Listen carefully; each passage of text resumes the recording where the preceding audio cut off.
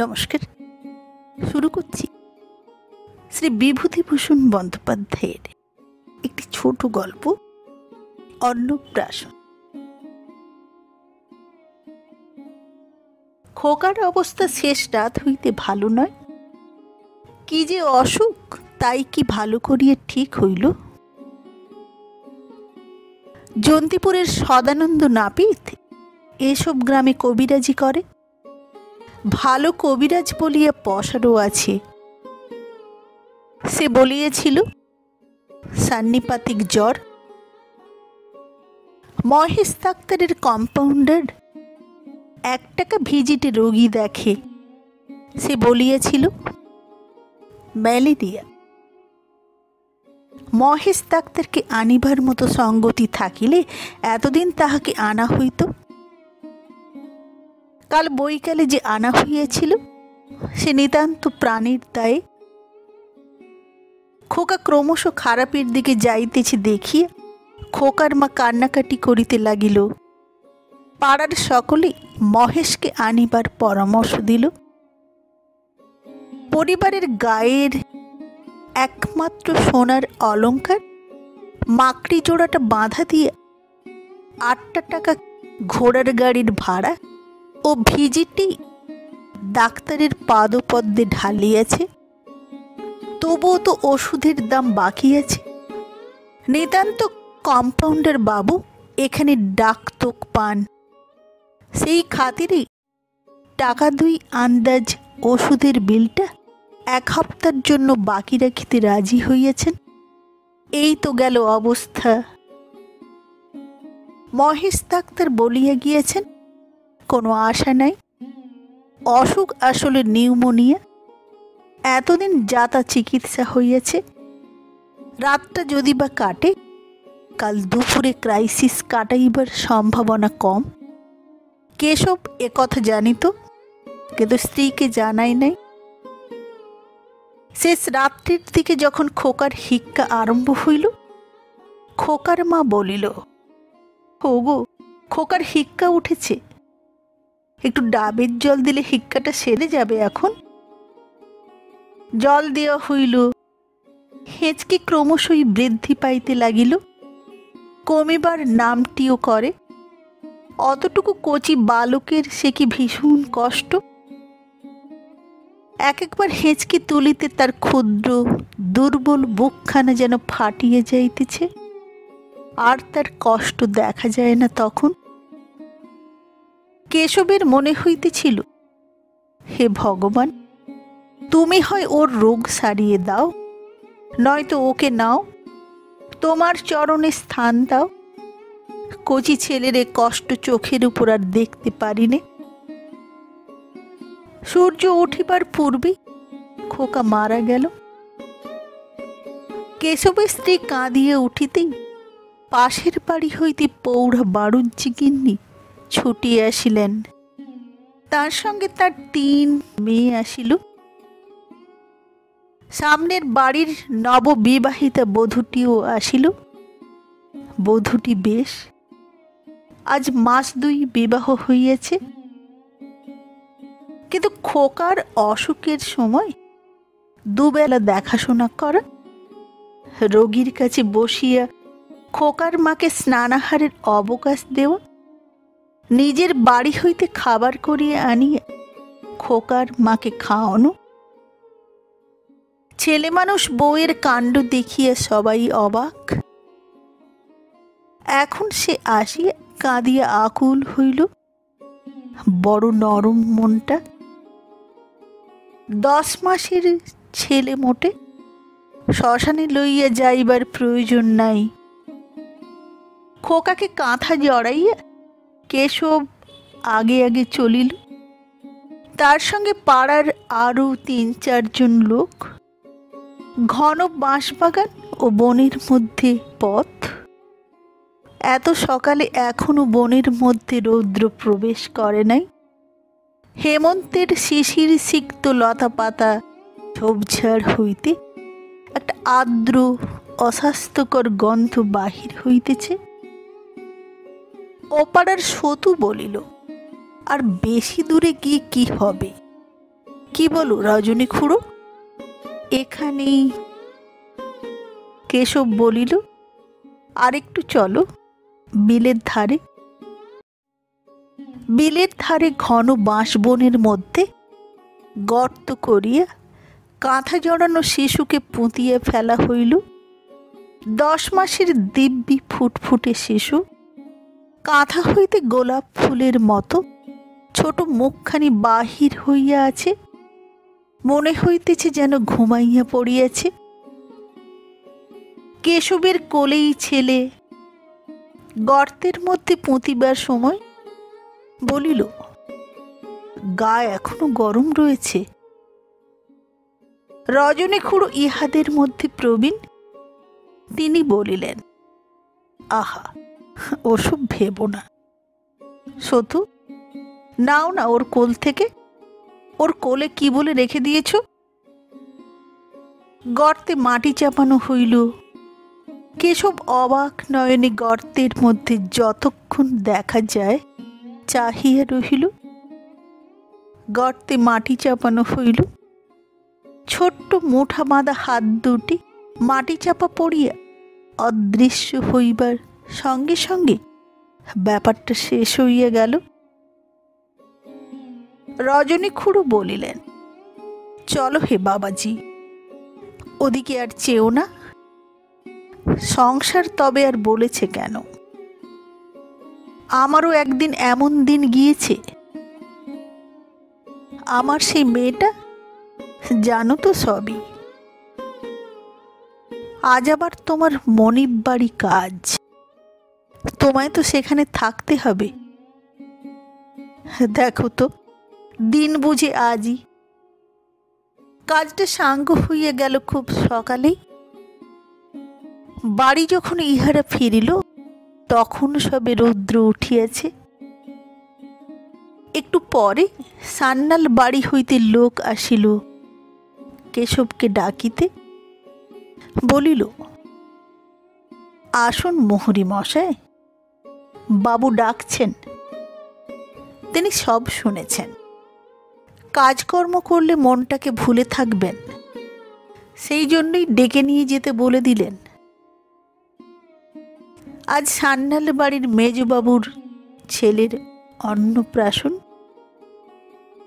সান্নালেরা গ্রামের জমিদার না হইলেও খুব সম্পন্ন গৃহস্থ বটে,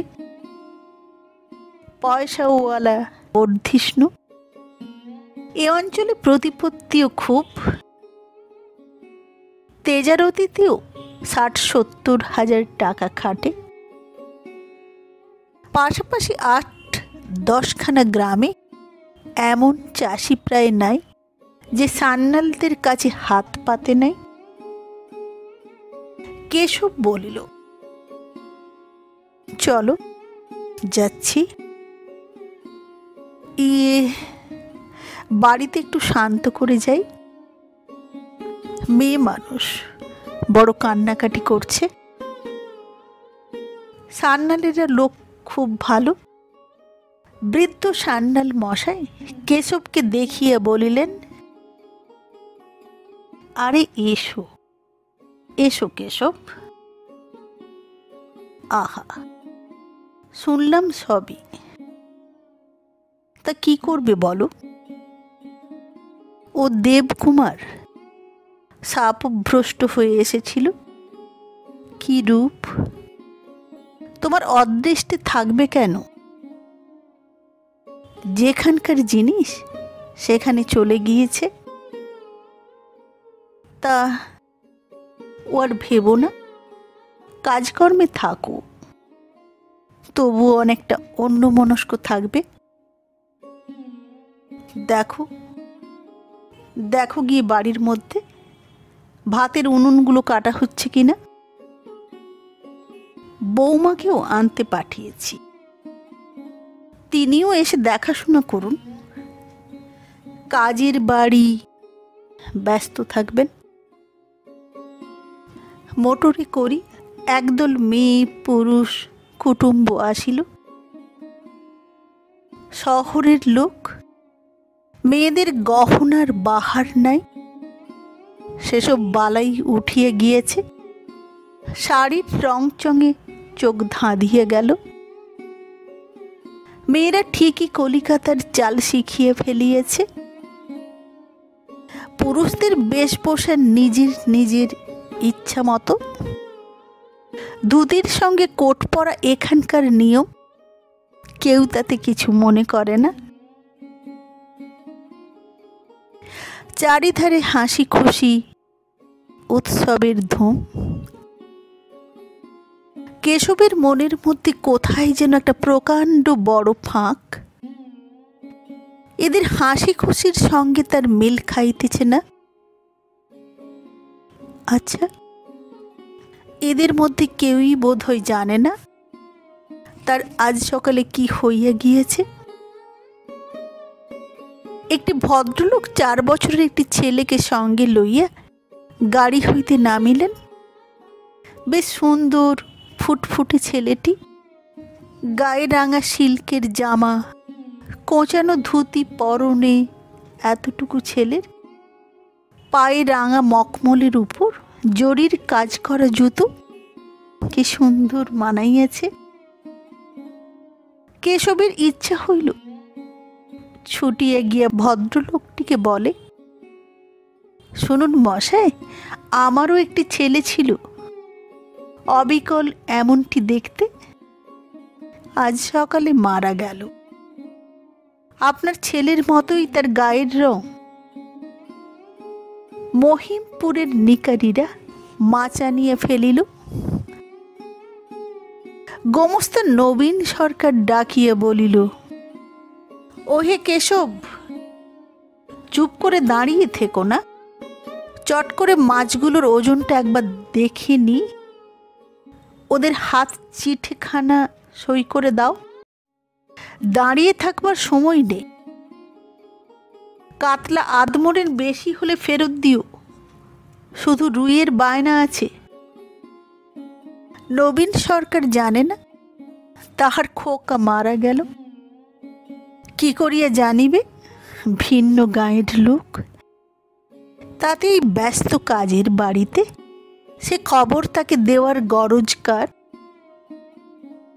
কেশব একবার নবীন সরকারকে গিয়ে বলিবে, গোমস্তা মশাই, আমার খোকাটি মারা গিয়েছে। নবীন সরকার নিশ্চয় আশ্চর্য হইয়া যাইবে।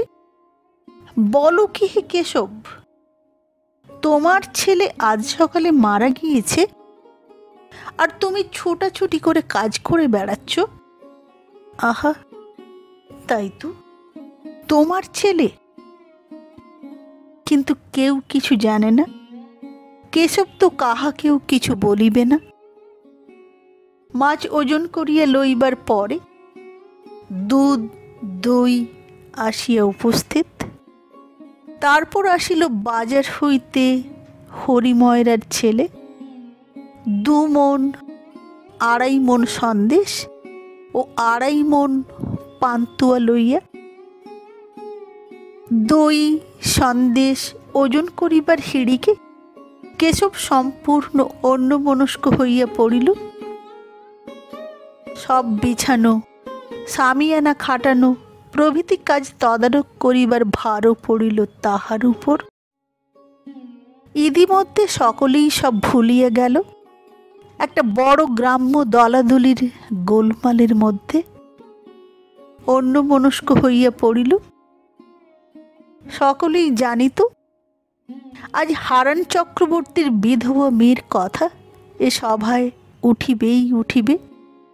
সকলে প্রস্তুত হইয়াই আসিয়াছিল।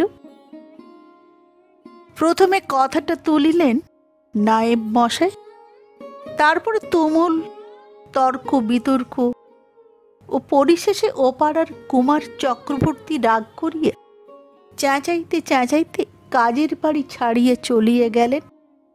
অমন দলে আমি থাকি নে, যেখানে একটা বাঁধন নেই, বিচার নেই। সে সমাজ আবার সমাজ, যে খায় খাক। একটা ভ্রষ্ট স্ত্রীলোককে নিয়ে আমি বা আমার বাড়ির কেউ খাবে না। আমার টাকা নেই বটে, কিন্তু তেমন বাপের ইত্যাদি। চারজন ছুটিল কুমার চক্রবর্তীকে বুঝাইয়া ঠান্ডা করিয়া ফিরাইয়া আনিতে।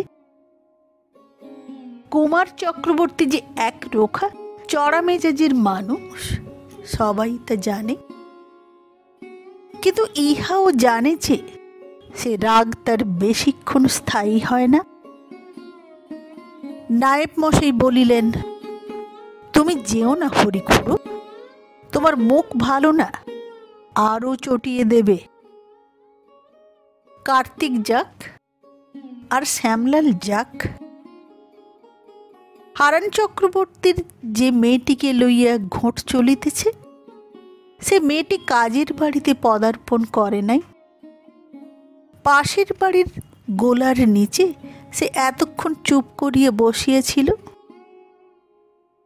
আজই একটা মিটিং হইয়া তাহার সম্বন্ধে যে চূড়ান্ত সামাজিক নিষ্পত্তি কিছু হইবে তাহা সে জানিত, এবং তাহারই ফল কি হয় জানিবার জন্যই সে অপেক্ষা করিতেছিল। হঠাৎ চেঁচামেচি শুনিয়া সে ভয় পাইয়া উঠিয়া দাঁড়াইল, এবং তাহারই নাম কুমার চক্রবর্তীর মুখে ওভাবে উচ্চারিত হইতে শুনিয়া পাঁচিলের ঘুলঘুলি দিয়ে ব্যাপারটা কি দেখিবার চেষ্টা করিল। পাঁচিলের ওপাশের নিকটেই কেশবকে দেখিতে পাইয়া সে ডাকিল, কাকা, ও কাকা। কেশব কাকাকে সে ছেলেবেলা হইতে জানে। কেশব কাকার মতো নিপাট ভালো মানুষ এ গাঁয়ে দুটি নাই। আহা, সে শুনিয়াছে যে আজই সকালে কেশব কাকার খোকাটি মারা গিয়েছে, অথচ নিজের দুর্ভাবনায় সে এতই ব্যস্ত যে কাকাদের বাড়ি গিয়ে একবার দেখা করিয়া আসিতে পর্যন্ত পারে নাই। কেশব বলিল, কে ডাকে? কে? বিদ্যুৎ? কি বলছো মা? তা ওখানে দাঁড়িয়ে কেন? হারান চক্রবর্তীর মেয়েটির নাম বিদ্যুৎ। খুব সুন্দরী না হইলেও বিদ্যুতের রূপের চটক আছে। বয়স এই সবে 19। বিদ্যুৎ ম্লান মুখে গলার সুমিষ্ট সুরে অনেকখানি খাঁটি মেয়েলি সহানুভূতি জানাইয়া বলিল, কাকা, খোকামণির নাকি নেই? আমি শুনেছি, কিন্তু কোথাও বেরুতে পারেনি। একবার ভেবেছিল যাব। কেশব উত্তর দিতে গিয়ে চাহিয়া দেখে বিদ্যুতের চোখ দিয়ে জল পড়িতেছে। এতক্ষণ এই একটি লোকের নিকট হইতে সে সত্যকার সহানুভূতি পাইল। কেশব একবার গলা পরিষ্কার করিয়া বলিল, তা যা, এখানে দাঁড়িয়ে থাকিস নে। যা, ও ঘোটের কথা শুনে আর কি হবে, তুই বাড়ি যা। কুমার চক্রবর্তী ডাগাডাগি করে চলে গিয়েছে। ওকে সবাই গিয়েছে ফিরিয়ে আনতে। তোর ওপর খুব রাগ কুমারের, তবে ও তো আর সমাজের কর্তা নয়, ওর রাগে কি বা এসে যাবে। কি বলছিল ওরা? কাকা, তুই নাকি এখনো গাঙ্গুলি বাড়ি যাস। তোকে ওদের টিউব কলে জল তুলতে যেতে দেখেছি কুমারের স্ত্রী। কোন দিন নাকি ওদের নারকোল তলায় সুশীলের সঙ্গে কথাবার্তা বলছিলে, তাও কুমারের স্ত্রী দেখেছে। এই সব। বিদ্যুৎ বলিল, আমি যাইনি কাকা, সেবার সেই বারণ করে দেওয়ার পর থেকে আর কখনো যাইনি। এ কথাটা বিদ্যুৎ মিথ্যা বলিল। সুশীলের সঙ্গে তার ছেলেবেলা হইতেই আলাপ। সুশীল যখন কলেজে পড়িত তখন বিদ্যুৎ 12-13 বছরের মেয়ে। সুশীল তার দেখা পাইলে তখন হইতেই সে আর কোথাও যাইতে চায় না। সুশীলের সঙ্গে তাহার বিবাহ হওয়ার কোনো সম্ভাবনা ছিল না, কারণ তাহারা বৈদিক আর সুশীলেরা রাঢ়ী শ্রেণী। বিদ্যুতের বিবাহ হইয়াছিল পাশের গ্রামে শ্রী গোপাল আচার্যের সঙ্গে। বিদ্যুৎ বিধবা হইয়াছে বিবাহের 2 বছর পরে।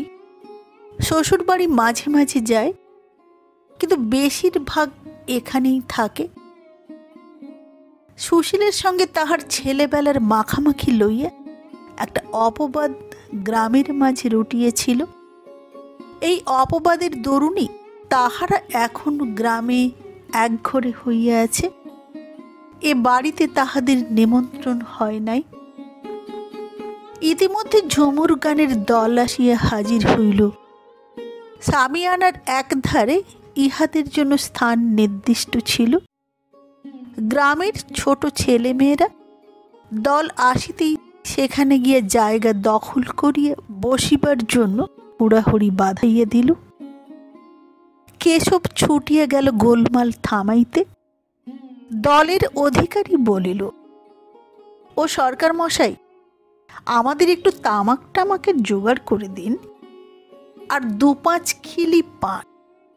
রোদ্দুরে বামন গাঁতির বিল পার হতে যা নাকালটা হয়েছি সবাই মিলে।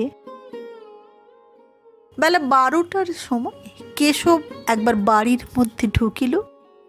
স্ত্রীর জন্য তাহার মনটা চঞ্চল হইয়া উঠিয়াছে। আহা, বেচারি এ বাড়ি আসিয়াছে তো, না খালি বাড়িতে একা পড়িয়ে পড়িয়ে কাঁদিতেছে? না, দেখিয়া আশ্বস্ত হইল স্ত্রী আসিয়াছে। ও ইদারার পারে একরাশ পুরনো বাসন ঝিয়ের সঙ্গে বসিয়া মাজিতেছে।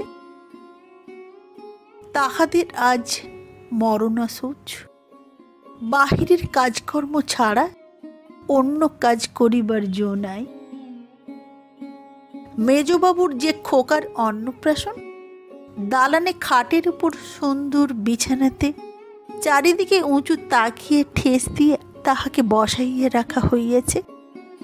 6 মাসের হৃষ্টপুষ্ট নধুর কান্তি শিশু, গায়ে একগা গহনা, সামনের গদিতে একখানা থালে যেসব বিভিন্ন অলঙ্কার আত্মীয় কুটুম্ব বন্ধু বান্ধবী দিয়েছে সেগুলি সাজানো। 3-4 ছড়া হার, সোনার ঝিনুক, পদক, তাগা, বালা, রূপার কাজুল্লতা চারিধারে ঘিরিয়ে মেয়েরা দাঁড়াইয়া আছে। ইহারা কেউ কেউ এ গ্রামের বউ ঝি, কিন্তু বেশিরভাগই নবাগতা কুটুম্বিনীর দল। বেলা 11টা পর্যন্ত আপ ডাউন যে 3খানা ট্রেন যায়, প্রত্যেক ট্রেনের সময় 2-3খানা ট্যাক্সি বোঝাই হইয়া ইহারা কোনো দল কলিকাতা হইতে, কোনো দল বা রানাঘাট কি গোয়ারি কৃষ্ণনগর কি শান্তিপুর হইতে আসিয়াছে।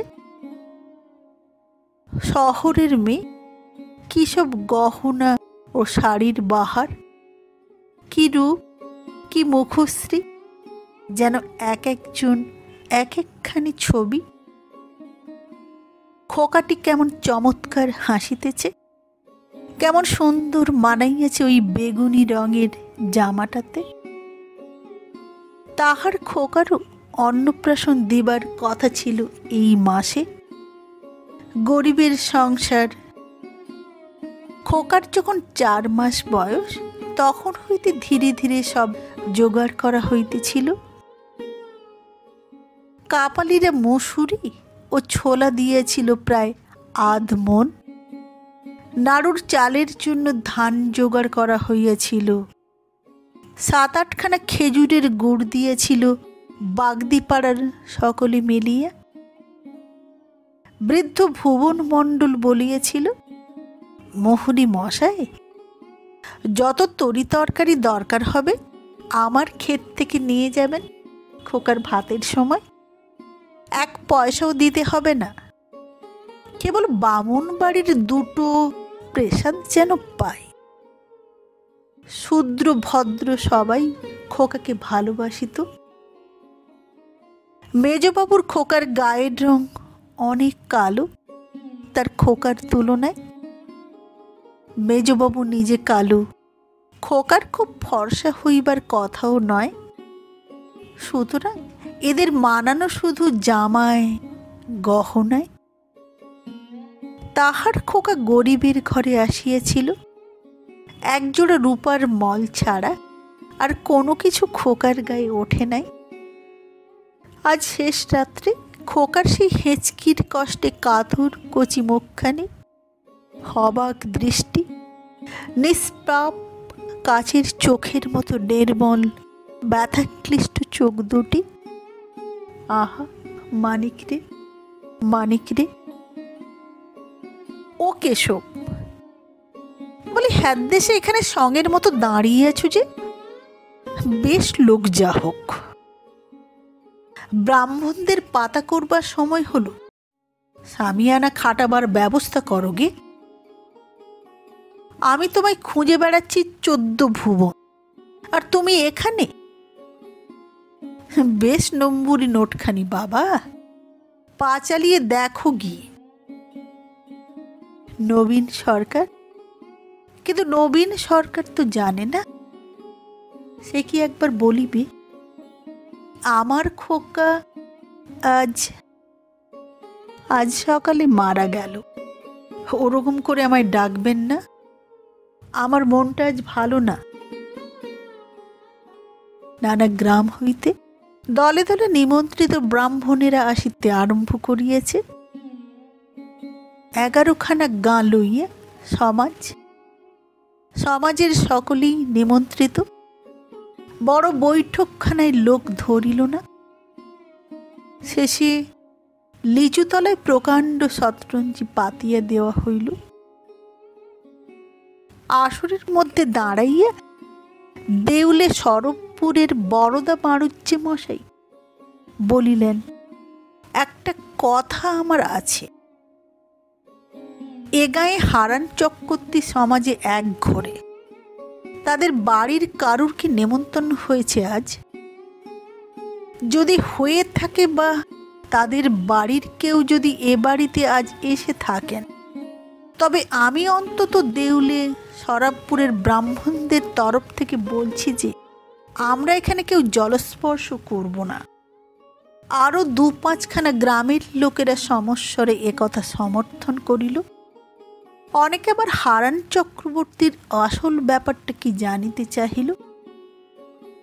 ছেলে ছোকরার দল না বুঝিয়া গোলমাল করিতে লাগিল। এবাড়ির বৃদ্ধ কর্তা সান্যাল মশাইয়ের ডাক পড়িল। তিনি কাজের বাড়িতে কোথাও ব্যস্ত ছিলেন। গোলমাল শুনিয়া সভায় আসিয়া দাঁড়াইলেন। এ গাঁয়ের সমাজ বড় গোলমেলে, তাহা তিনি জানিতেন। পান হইতে চুন খসিলেই এই 300 নিমন্ত্রিত ব্রাহ্মণ এখনই হইচই বাঁধাইয়া তুলিবে। খাইব না বলিয়া শুভ কার্য পণ্ড করিয়া দিয়ে বাড়ি চলিয়া যাইবে। প্রাচীন বিচক্ষণ ব্যক্তি সব, কিন্তু সামাজিক ঘোটের ব্যাপারে ইহাদের না আছে বিচার বুদ্ধি, না আছে কাণ্ডজ্ঞান। তবুও সান্যাল মশাই সবার মধ্যে খুব সাহসের পরিচয় দিলেন। বলিলেন, আপনাদের সকলকেই জানাচ্ছি যে হারান চক্রবর্তীর বাড়ির একটি প্রাণীও আমার বাড়ি নিমন্ত্রিত নয়। তাদের কেউ এ বাড়িতে আসেও নি। কিন্তু আমার আজ অনুরোধ, এই সভাতেই সে ব্যাপারের একটা মীমাংসা হয়ে যাওয়া দরকার। হারান আমার প্রতিবেশী, আমার বাড়ির পাশেই তার বাড়ি। তার ছেলে মেয়ে আমার নাতি নাতনির বয়সী। আজ আমার বাড়ির কাজ, আর তারা মুখ চুন করে বাড়ি বসে থাকবে, এ বাড়িতে আসতে পারবে না। খুঁত কুড়ো যা দুটো রান্না হয়েছে তা মুখে দিতে পারবে না। এতে আমার মন ভালো নেয় না। আপনারা বিচার করুন, তার কি দোষ? আমাদের গাঁয়ের লোক মিলে একটা মিটিং আমরা এ নিয়ে করেছিলাম, কিন্তু সকলে উপস্থিত না হলে ব্যাপারটা উত্থাপন করা ভালো নয় বলে আমরা বন্ধ রেখেছি। আমার যদি মত শোনেন, আমি বলি হারান চক্রবর্তীর মেয়ে নির্দোষ, তাকে সমাজে নিতে দোষ নেই। ইহার পর ঘণ্টা 2 ব্যাপী তুমুল বাগযুদ্ধ শুরু হইল। এই সভায় সবাই বক্তা, শ্রোতা কেহ নাই। চড়া গলায় সকলেই কথা বলে, কথার মধ্যে যুক্তি তর্কের বালাই নাই। দেখা গেল এ গাঁয়ের হারান চক্রবর্তীর ব্যাপার লইয়া 2টো দল। এক দল তাহাকে ও তাহার মেয়েকে একঘরে করিয়া রাখিবার পক্ষে মত দিল, অপর পক্ষ হইতে ইহার বিরুদ্ধে। হারান চক্রবর্তীর ডাক পড়িল।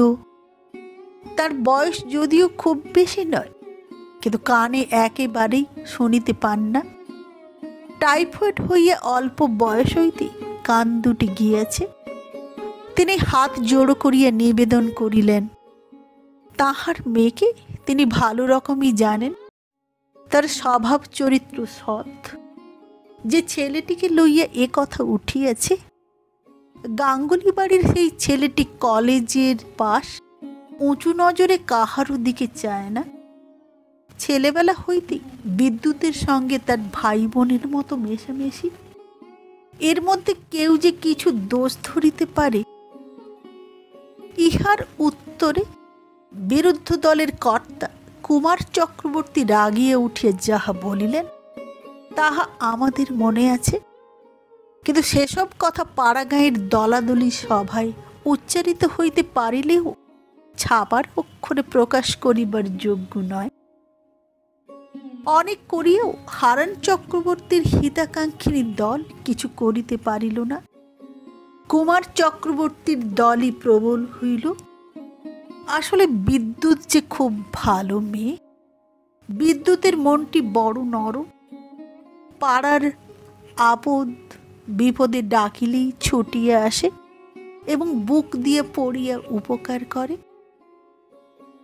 তাহার উপর সে ছেলে মানুষ, এখনো তত বুঝিবার বয়স হয় নাই।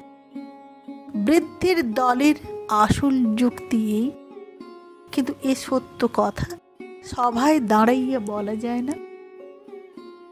কুমার চক্রবর্তীর দলের লোকেরা বলিল, সেবার সুরেনের মেয়ের বিয়ের সময় আমরা তো বলে দিয়েছিলাম বিদ্যুৎ সুশীলদের বাড়ি যাতায়াত বা সুশীলের সঙ্গে মেলামেশা বন্ধ করুক। 1 বছর আমরা যদি দেখি সে আমাদের কথা মেনে চলেছে, তবে আমরা তাদের দলে তুলে নেব। কিন্তু সে কি তা শুনেছে? হারান চক্রবর্তী বলিলেন, কই, কে দেখেছে বলুক। কবে আমার মেয়ে এই 1 বছরের মধ্যে? কিন্তু এমন ক্ষেত্রে পাড়াগাঁয়ে দেখিবার লোকের অভাব হয় না। দেখিয়েছে বই কি, বহু লোক দেখিয়েছে। পরের বাড়ি কোথায় কি হইতেছে দেখিবার জন্য যাহারা ওত পাতিয়া থাকে, তাদের চোখে অত সহজে ধুলা দেওয়া চলে না। অবশেষে কে বলিল, আচ্ছা, কাউকে দিয়ে সেই মেয়েটিকে জিজ্ঞেস করা হোক না। সে যদি আমাদের সামনে স্বীকার করে সে ওখানে যাতায়াত করে এবং সঙ্গে সঙ্গে ঘাট স্বীকার করে, কথা দেয় আর কখনো এ কাজ সে করবে না, তবে না হয়। বিদ্যুৎ পাঁচিলের খুলখুলিতে চোখ দিয়াই দাঁড়াইয়েছিল। কেশব গিয়া বলিল, মা আছিস? রাজি হয়ে জানা, ওরা যা যা বলছে, কেন মিছে মিছে? বিদ্যুৎ কাঁদিয়া বলিল, আপনি ওদের বলুন কাকা, আমি সবটাতে রাজি আছি। সবার মধ্যে বাপকে অপদস্থ হইতে দেখিয়া লজ্জায় দুঃখে সে মরিয়া যাইতেছিল। তার জন্যই তার নিরীহ পিতার এ দুর্দশা। তাছাড়া তার দাদা শ্রীগোপালের ছোট ছোট ছেলে মেয়েরা আজ 5-6 দিন হইতে যজ্ঞী বাড়ির নিমন্ত্রণ খাইবার লোভে অধীর হইয়া আছে। ছেলে মানুষ, তারা কি বোঝে? অথচ আজ তাদের নিমন্ত্রণ হয় নাই। এ বাড়িতে আসিতে না পাইয়া মুখ চুন করিয়া বেড়াইতেছে। ইহা তাহার প্রাণে বড়ই বাজিয়াছে। ছোট মেয়ে শুরু তো কেবলই জিজ্ঞাসা করিতেছে, পিসিমা ওদের বাড়ি থেকে ডাকতে আসবে কখন? পায়েস খাবো, সন্দেশ খাবো না পিসি? আমি যাব, অবু যাবে, দাদা যাবে, মা যাবে। তার মা ধমক দিয়ে থামাইয়া রাখিয়াছে, থাম, এখন চুপ কর, যখন যাবি তখন যাবি, তা না এখন থেকে। এখন বরং একটু ঘুমো দেখি, ঘুমিয়ে উঠে আমরা সেই বিকেলে তখন সবাই যাব। ঘরে বাহিরে বিদ্যুতের আর মুখ দেখাইবার জো নাই। কিন্তু কেশবের কথাই কি হইবে? এগাদটি বাজি লোকের প্রস্তাবে বা কি হইবে? বরদা মারুচে ও কুমার চক্রবর্তী এ প্রস্তাবে রাজি হইলেন না। একবার যে শর্ত ভঙ্গ করিয়াছে, তাহার সঙ্গে আর শর্ত করিয়া ফল নাই। আরে শর্তের ব্যাপার নয়, একটা স্ত্রীলোককে সামাজিক শাসন করা হইতেছে, ইহার মধ্যে শর্তই বা কিসে? মাথা মোড়াইয়া ঘোল ঢালিয়া যে গ্রাম হইতে বিদায় করিয়া দেওয়া হয় নাই এতদিন, ইহাই যথেষ্ট। সুতরাং হারান চক্রবর্তী যেমন একঘরে ছিলেন তেমনই রহিয়া গেলেন।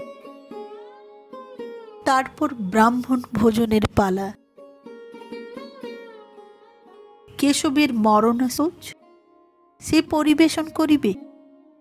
ভিখারি বিদায়ের ভার পড়িল তার উপর। 2-3 দফা ব্রাহ্মণ খাওয়ানো ও ভিখারি বিদায় করিতে সন্ধ্যা হইয়া গেল। সন্ধ্যার পরে শূদ্র ভোজন, সে চলিল রাত 10টা পর্যন্ত। কেশব সারাদিন হাড় ভাঙা খাটুনির পর যখন খাইতে বসিল, তখন রাত 11টা। আয়োজন ভালোই হইয়াছিল, কিন্তু এত রাত্রে জিনিসপত্র বেশি কিছু ছিল না। কেবল দই ও মিষ্টি এবং 2-3 রকমের টক তরকারি দিয়ে কেশব পরিতৃপ্তির সঙ্গে 2 জনের আহার একা করিল। পরে স্ত্রীকে লইয়া অন্ধকারে নিজের বাড়ি রওনা হইল। কেশবের স্ত্রীও খুব খাইয়াছে। কেশবের প্রশ্নের উত্তরে বলিল, তা গিন্নির বড় মেয়ে নিজে দাঁড়িয়ে থেকে খাওয়ালে, নিজের হাতে আমার পাতে সন্দেশ দিয়ে গেল, খুব যত্ন করেছে। রান্না বান্না কি চমৎকার হয়েছে না? কেশব বলিল, তা বড় লোকের ব্যাপার, চমৎকার হবে না? নয়তো এমন অসময়ে কফি কোথা থেকে এই পাড়া গায়ে আসে বলো দেখি? পেয়েছিলে কফির তরকারি? তার পায়নি? 2-2 বার দিয়েছে আমার পাতে।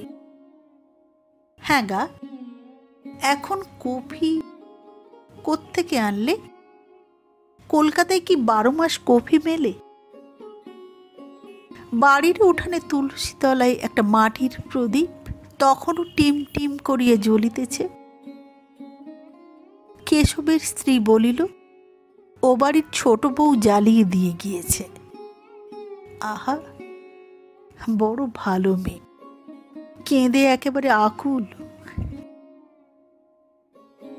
ঘর বাড়ি সেইভাবেই পড়িয়ে আছে, কারো সাড়া শব্দ নাই। নির্জন নিস্তব্ধ, বাড়িখানা খাঁ খাঁ করিতেছে। আশেপাশে ঘন অন্ধকার, কেবল তুলসী তলায় ওই মিটমিটে মাটির প্রদীপের আলোটুকু ছাড়া। কেশব শুইবা মাত্র ঘুমাইয়া পড়িল।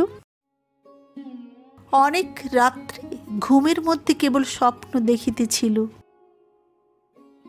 বিদ্যুৎ আসিয়া উঠানের মাঝখানে দাঁড়াইয়া কাঁদো কাঁদো মুখে বলিতেছে, খোকা মারা গেল।